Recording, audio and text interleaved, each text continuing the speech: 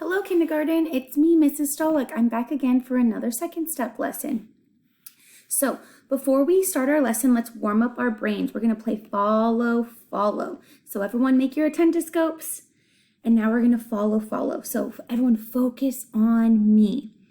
Okay, so rule 1 is I want you to do the things that I say, and I'm going to try and trick you, okay? Follow, follow, touch your head. Touch your toes. Nope, only do when I say follow, follow. Follow, follow, touch your nose. Follow, follow, touch your shoulders. Follow, follow, touch your knees. Great job. You did a good job listening today. Let's go over. So, last time you pretended or you learned how to focus your attention and pretend to have attendoscopes. Now let's go through our listening rules. We're going to say the rule and action together. Okay, so now we have our listening rules. We have eyes watching, ears listening, body still, and voice quiet. Let's do it again. We're going to go back to eyes watching. Eyes watching, ears listening, body still, and voice quiet. Those are our listening rules. That's how we become a good listener. So now let's listen to the learner song.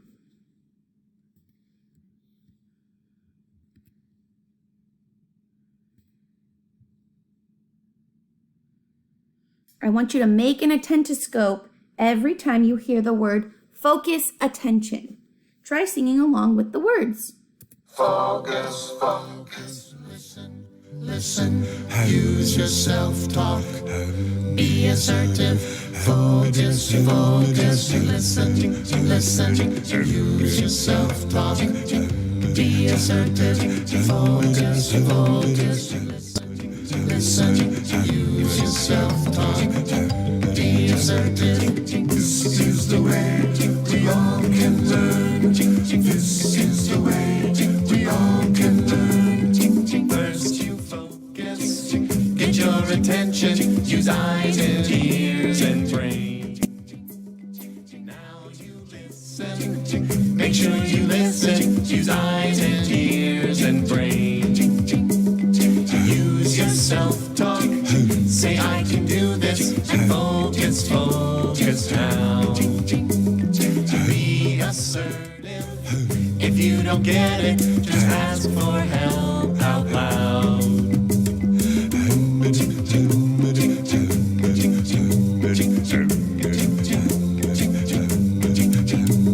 This is the way we all can learn. This is the way we all can learn. First you focus, get your attention, use eyes and ears and brain.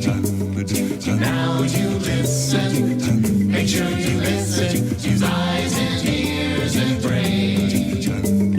Use your self-talk, say I can do this, and focus, focus now. Be assertive, if you don't get it, just ask for help out loud.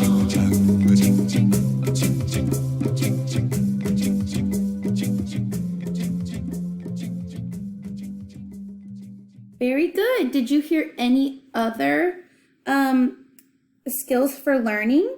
We heard some words like listen, listen, use your self-talk, be assertive. We're going to learn more about those in our future lessons. So today you will learn more about listening and focusing your attention to help you learn. So, this is Noah. He has not started doing his schoolwork. The girl at his table is busy with her work. Noah did not focus his attention on his teacher. Noah did not hear what the teacher said. Now he doesn't know what he's supposed to do. I want you to think about how Noah is feeling. How do you think Noah's feeling right now? I think he might be feeling confused. He might be worried. He might get in trouble because he's not doing what he's supposed to be doing. He might be sad because he didn't pay attention. He could be scared he's going to get in trouble. Those are all feelings. Put your thumbs up if you were thinking the same ideas. Why do you think Noah does not know what to do, but his classmate does? That's right. He didn't listen to the teacher. Or maybe he did listen, but he doesn't remember. So he didn't hear what the teacher said. Noah did not focus his attention and listen to his teacher. He does not remember what to do because he doesn't remember what she said. Put your thumbs up if sometimes you don't remember what to do. Sometimes that happens to me too. Now pretend you are Noah. Think about what Noah could do. What do you think about, could he ask his friend who's sitting next to him? He could ask his friend, the little girl who's doing her work. He could ask her. Or maybe your teacher doesn't want you talking to friends when it's working time. Maybe your teacher wants you to ask her. You could go and ask your teacher. So Noah decides to ask the teacher to tell him again. This time he uses his attentoscope. He switches it on by saying, focus attention. Then he says that quietly to himself. He uses his eyes, ears, and brain to listen. He looks at his teacher this time and keeps thinking about the teacher's words. His teacher asks Noah to repeat or say again what she says. This helps him to remember what to do. Listening is more than just hearing the sounds. It is thinking about the words and remembering them. Noah uses many body parts for listening and remembering directions. He uses his eyes, ears, and thinking brain. I want you to do the same things. Eyes, ears, and brain. Now you'll practice using your eyes, ears, and brain to play and listen, follow. This time you're going to follow me. Again, but to make your brain work a little harder, I will tell you to touch 2 or 3 body parts. And now we have a new rule. You must repeat it or say the words I did before you touch them. So repeating helps you remember the directions. So switch on your attentoscopes and focus it on me. But put it down and pretend it's still there. So we're going to practice. So I'm going to say follow, touch your ears, touch your chin. And then you need to say touch your ears, touch your chin. And then you can touch your ears and touch your chin. Follow, touch your shoulders, touch your tummy. Touch your shoulders, touch your tummy.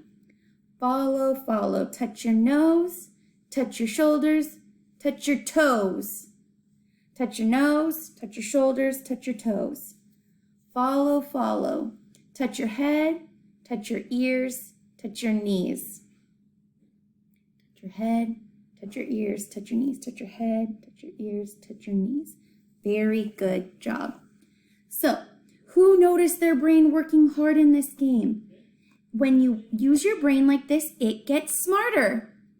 Today you practice listening and remembering what to do. First you said focus attention to switch on your attentoscope. You also learned you need your eyes, ears, and brain to listen and follow directions. So I want you to touch those body parts for listening. Eyes, ears, and brain. It helps to repeat the directions to yourself. It helps us because it helps us to remember. So learners repeat directions to themselves. Next time I ask you to do something or your teacher asks you to do something, I want you to repeat the directions quietly to yourself. So now that we finished our lesson, I have a fun story for you about a little bunny who has trouble listening. And I want you to see how Buddy learns to listen. This is a book by Helen Lester called Listen, Buddy. Listen, Buddy. Written by Helen Lester. Illustrated by Lynn Munzinger. Buddy's father had a beautiful big nose. He was a great sniffer. Buddy's mother had beautiful big teeth. She was a great chomper. Buddy had beautiful big ears. It didn't matter. When Buddy's parents sent him to the vegetable stand to get a basket of squash, he came home with a basket of wash. When they asked him to buy 15 tomatoes, he came home with 50 potatoes. Buddy's father said, "Listen, Buddy, will you please bring me a pen?" "Who?" asked Buddy. "You," said his father. "Will you please bring me a pen?" "A what?" asked Buddy. "A pen," said his father. "Will you please bring me a pen?" "Sure," said Buddy. Buddy's father said, "Listen, Buddy." Buddy's mother said, "Listen, Buddy, will you please get me a slice of bread?" "Who?" asked Buddy. "You," said his mother. "Will you please get me a slice of bread?" "A what of what?" asked Buddy. "A slice of bread," said his mother. "Will you please bring me a slice of bread?" "Sure," said Buddy. Buddy's mother said, "Listen, Buddy." Somehow, Buddy's mind was always wandering too far away from those beautiful ears. His parents tried yelling, "Listen, Buddy!" They tried whispering, "Listen, Buddy!" Nothing worked. One day, Buddy got permission to go for a long hop. He had never before been allowed to go beyond the vegetable stand. "Listen, Buddy," his parents warned him. "Just remember that at the end of the road there are two paths. The path to the left will lead you around the pond and back home, but the path to the right will lead you to the cave of the scruffy varmint. And that scruffy varmint has a nasty temper, so be sure to take the path to the left." "Right?" asked Buddy. "Left," said his parents. "Right," said Buddy, and with a salute of his paw, he hopped away. Feeling very grown up, Buddy hopped along past the vegetable stand and on to the end of the road. "Now let's see," he pondered. "Was I supposed to go left or right? Or right or left?" He thought as hard as he could. "The last thing I said was right, so that must be right." Right he went. 25 hops later, Buddy discovered that right was wrong. There in front of his cave was the scruffy varmint, doing scruffy things that varmints do, like snarling and mussing his hair and rubbing dirt on his knees and scratching a whole lot of itches. At his feet was a large soup pot. "What are you going to do with that soup pot?" asked Buddy. "What does one usually do with a soup pot? Bake pie," replied the scruffy varmint, not too kindly. "I'm going to make some soup." "Some what?" asked Buddy. "Soup," snarled the scruffy varmint.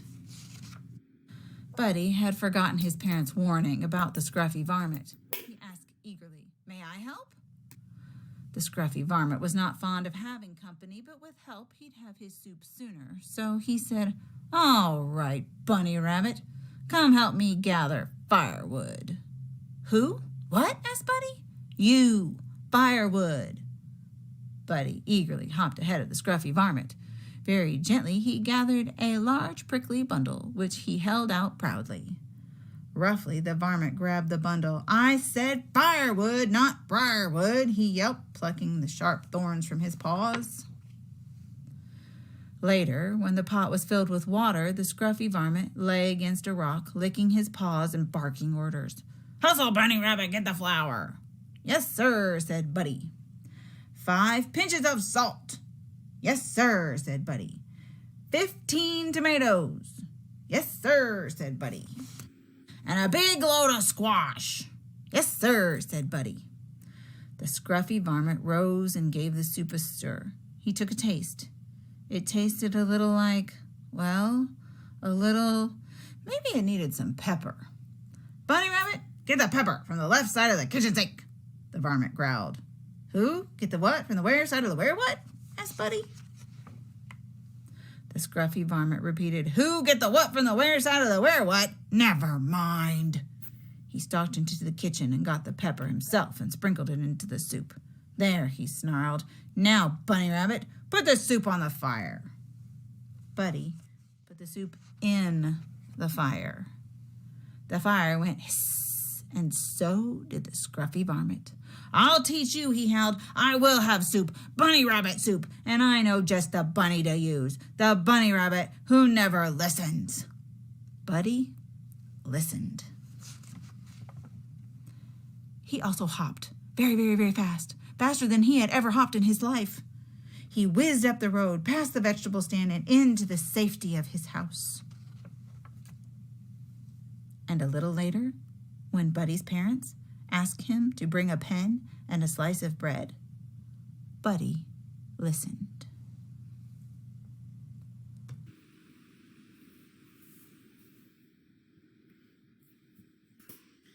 So I hope you enjoyed that very fun story on why it's important to listen. So I'll see you again next week, friends. I hope you have a great week. Bye.